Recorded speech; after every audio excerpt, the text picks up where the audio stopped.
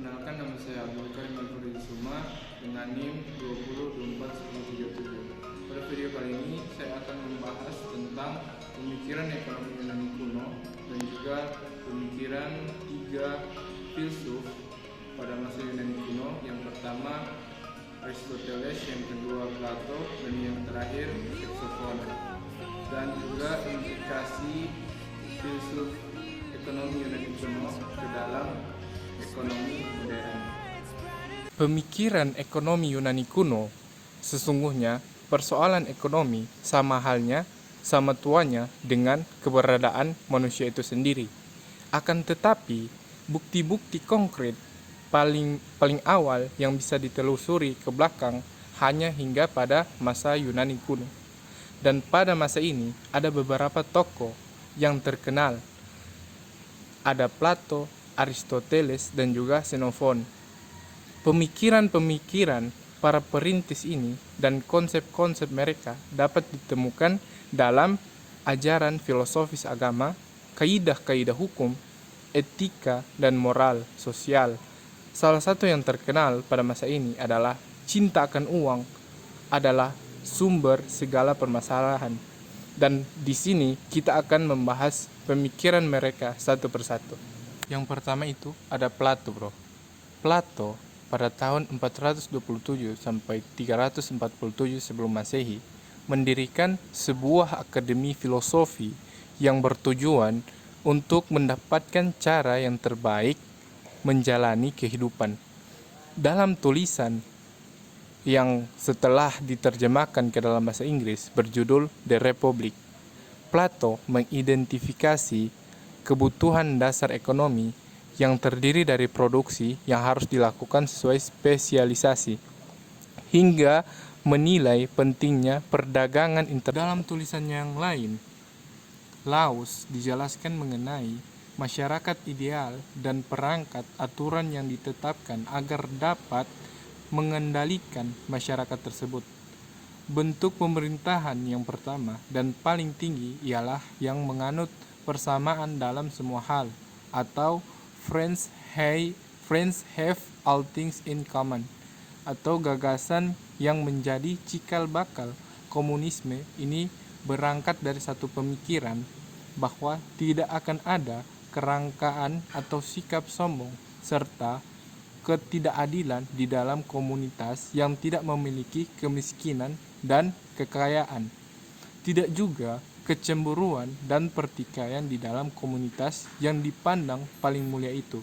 Menyadari hal tersebut tidak bersifat nyata dan bisa diterapkan, diajukan gagasan lain mengenai keadaan terbaik setelah second best state yang mencakup keberagaman ini, kehidupan termasuk ekonomi. Perdagangan bebas dibatasi hanya pada impor barang yang dibutuhkan dan diekspor barang yang berlebih. Ada alasan untuk setiap pembatasan perdagangan, tetapi hal itu utamanya dilakukan untuk melindungi moral orang-orang Athena dari pengaruh merusak. Yang kedua itu ada murid Plato yang paling terkenal, yaitu Aristoteles. Dari 384 sampai 322 sebelum Masehi juga membawa pemikirannya mengenai ekonomi dalam diskusinya tentang mendapatkan kekayaan, wealth atau getting. Nilai yang digunakan atau value in use dibedakan dari nilai yang dipertukarkan atau value in exchange. Mendapatkan kekayaan untuk tujuan dipergunakan adalah alamiah, tetapi menjadi tidak alamiah apabila kekayaan itu didapatkan untuk tujuan dipertukarkan.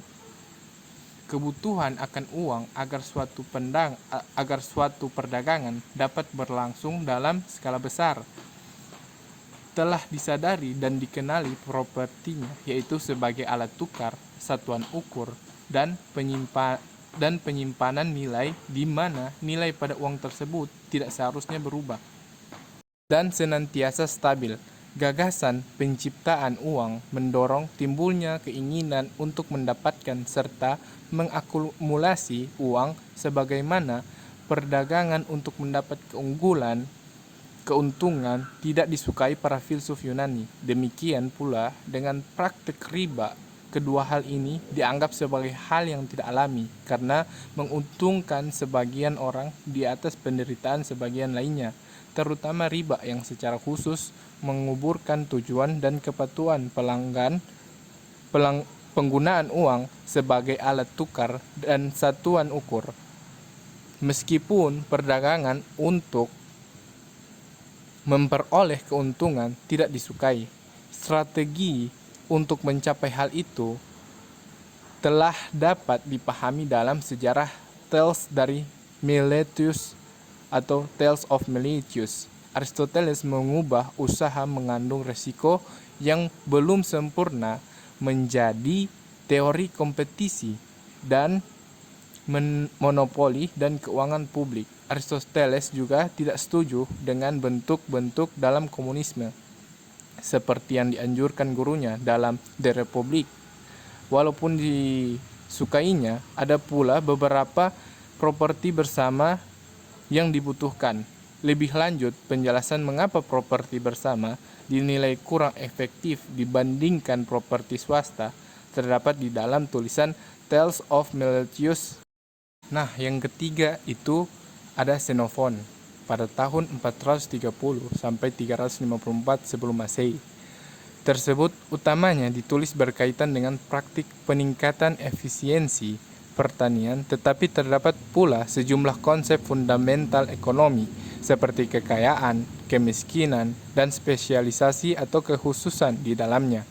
Tujuan seseorang mengumpulkan kekayaan, apakah itu dilakukan agar dapat mengendalikan kekayaan milik orang lain, merupakan bahan diskusi yang menjadi pembuka tulisan. Sesuatu hal hanya dapat bernilai kekayaan bagi seseorang yang dapat memanfaatkannya, namun bagi seseorang yang tidak dapat mengambil manfaat dari suatu hal, maka sesuatu hal itu tidak dapat dikaitkan sebagai kekayaan baginya. Meskipun demikian, sesuatu hal tetap dapat menjadi kekayaan bagi seseorang walau ia tidak tahu cara menggunakannya. Selama ia tahu cara menjualnya, berdasarkan pijakan ini, pandangan mengenai konsep uang pun muncul.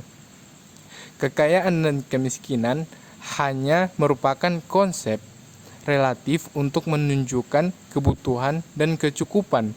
Menurut Demokritus pada tahun 460 sampai 370 sebelum Masehi, seorang filsuf lain yang hidup sezaman dengan Xenophon, tidaklah kaya seorang yang berkebutuhan dan tidaklah miskin seorang yang dirinya merasa cukup. Demikianlah hidup yang sederhana dianjurkan oleh sebagian besar filsuf Yunani, termasuk Xenophon dan Demokritus. Etika kecukupan dan kepuasan ini memang terdengar lebih normatif dibandingkan dengan norma akumulasi. Namun, argumentasi bahwa kehidupan yang sederhana merupakan kehidupan yang lebih bahagia itu mempunyai implikasi positif terhadap sisi ekonomi. Keinginan mengumpulkan harta melebihi batas kecukupan menghasilkan efek yang merugikan bagi individu dan masyarakat, serta menurunkan tingkat kesejahteraan sosial total. Baiklah, demikian video yang bisa saya sampaikan. Semoga dapat bermanfaat bagi teman-teman sekalian. Wallahul muwaffiq ila aqwamit thoriq. Wassalamualaikum